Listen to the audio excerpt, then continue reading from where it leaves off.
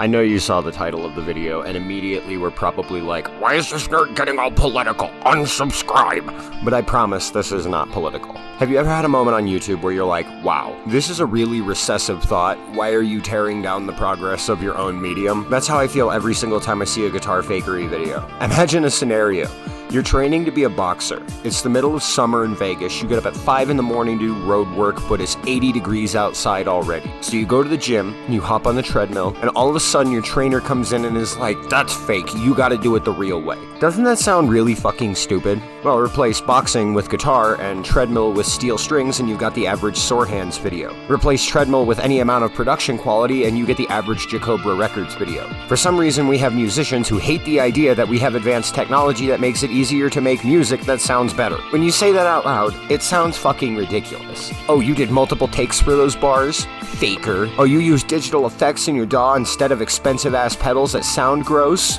Faker. Oh, you mimed your own music to film a music video for the music that you spent hundreds of hours and hundreds of takes recording because you wanted it to look clean? Faker. You see what I mean? It's one thing for a guy who really can't play guitar to go up and play a pre-recorded track during a live concert. It's a completely different thing for real guitarists to put some production value into their music videos. I don't know about anybody else, but when I used to buy deluxe edition CDs with live bonus tracks, I almost always skipped the live tracks. When you record an entire band on a single audio track in one take, even if that band performed the song perfectly, it's still gonna sound like shit. You've got one microphone trying to identify and distinguish a bunch of clashing frequencies, and it's gonna spit out a monaural mess that sounds like the band got thrown in a wood shredder. Putting guitar to the side, the world of regressive content is one that gets bigger every single day. Regressive anti-progress content is any form of content that insults advancements in their medium. Usually they build an audience of like-minded people who also think it's bullshit that others are moving on with time while they're stuck in the 80s, 90s, and early 2000s. There's no place more prominent for this behavior than video games. Swear.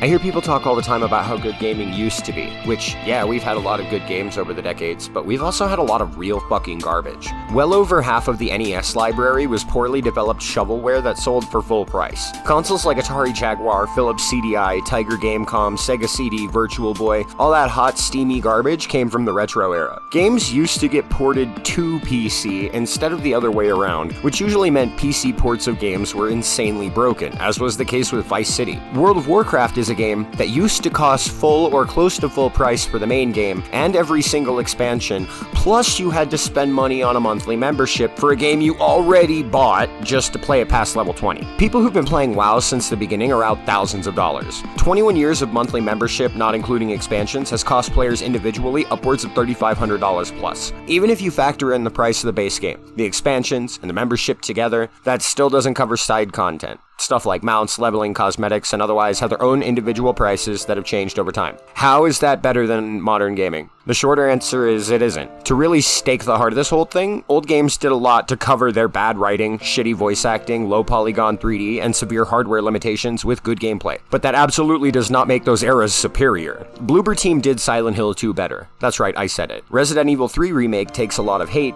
but it launched at less than full price and it improved substantially on a game that realistically wasn't that great to begin with. I'm convinced that a giant chunk of the reviews bashing it for being slightly unfaithful were really from people who never actually played Resident Evil 3. Like, they often bring up the clock tower segment as if that was a huge loss to the player. It was 10 minutes of extremely tedious fetch questing replaced with a boss fight that makes infinitely more sense. I think you can really see this with the popularity of indie games, though. Indie games aren't bad, and there's no denying that small teams and individuals really do have to work within their limits to make games happen. But, and this is a huge but, we have like 10 billion 2D platformers, stylized to appeal to the kids of the 90s. Do we really need more mascot platformers? More Mario lights that don't add or change anything for the dynamic? Do we really need that?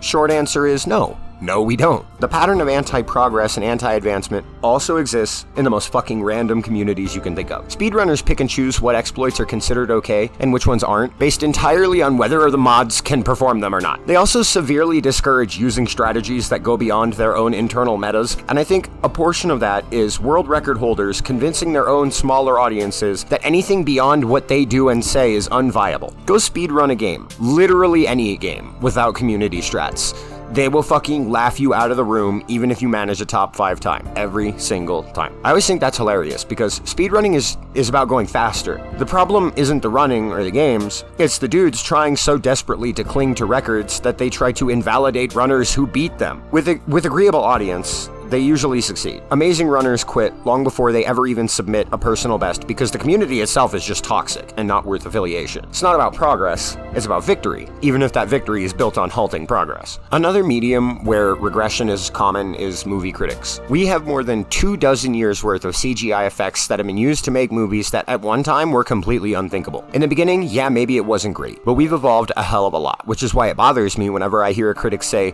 "The CGI was fine, but you should have used practical effects." They work when they work, sure, but be fucking honest. There are a lot of things you either outright can't do or that are way too expensive. The money is a real issue. Why bother spending thousands of dollars in man hours to blow up scale models of things that can be made to look better and more real using CG? Like, okay, the physical ET puppet cost a pretty insane $1 million+ to make between resources and paying the prop dudes. That doesn't include paying the puppeteer and reshooting a bunch of scenes. If we had CG at the time, E.T. would have looked better, sounded better, cost a fucking lot less money, and also probably wouldn't have been as popular if I'm being completely honest. 2 movies where CGI was an absolute necessity though, Scooby Doo and Scooby Doo Destroy All Monsters. The money literally wasn't there. The various monsters and monster effects would have all looked like shit without the CG. In the case of a movie like Saw, you didn't need CG. Every part of it was perfect for classic effects. In the adverse, movies like Avengers Endgame with scenes like the massive battle sequence wouldn't even be possible with practical effects at all, at least not in any sustainable or logical way. The actual money difference between producing the scene as it is and producing it with practical effects would be hundreds of millions of dollars stacked onto a movie that already cost $356 million to make. It's unrealistic. You can be a Puritan forever and play priest against CG, but that doesn't actually do anything to make anything better. Telling people not to use their modern advantages is just nonsense. Every single time. This is not a one-edged problem though.